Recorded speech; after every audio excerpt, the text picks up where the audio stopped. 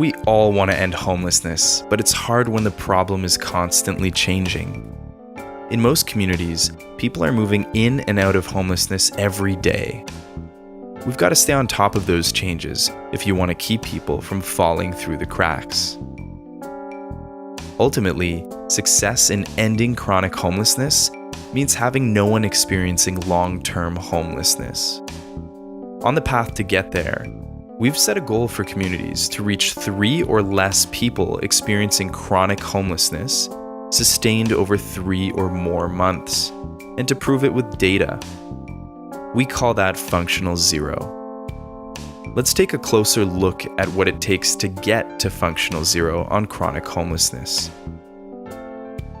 Since homelessness is constantly changing, a good system has to track it in real time.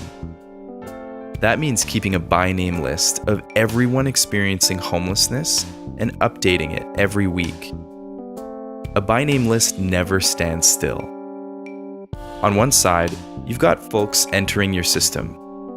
Some that may be new to chronic homelessness, as well as those that have touched the system before and are now returning. Paying attention to inflow can help us understand why people are becoming homeless and to focus our prevention efforts. In the middle, you've got folks that are actively homeless. Understanding this group and their needs will help us match those with the highest priority to the right housing supports as quickly as possible. On the other side, folks leave your system. Most move into permanent housing, but some may move out of your community, solve their own problems, or disappear. Tracking outflow can help us understand how quickly people are moving out of the system. We can use this information to improve housing efforts and measure our progress over time. A good list accounts for all of these moving pieces at once. Let's say you start January with 10 people actively experiencing chronic homelessness. Throughout the month, 3 get housed and we move 1 to an inactive list because they haven't been found for 90 days. This leaves you with 6 remaining homeless.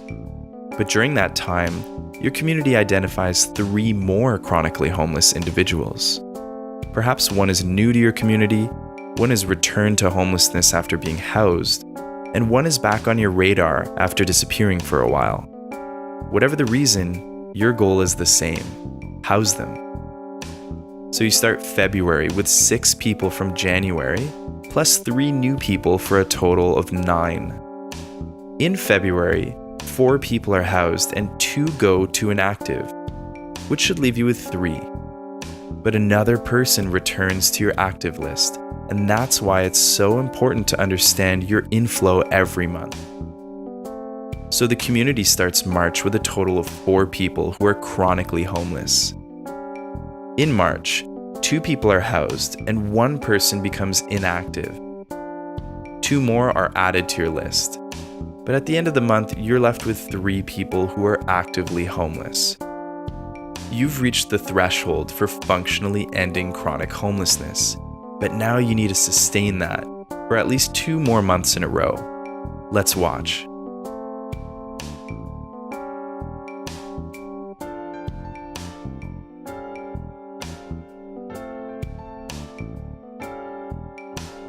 There it is. Did you see it? 3 or less people for 3 months equals functional zero chronic homelessness. Congratulations on achieving functional zero chronic homelessness. But we're not done yet. We have to sustain and work to absolute zero, and then we can take what we've learned to end homelessness for everyone. Thank you for your commitment to ending homelessness.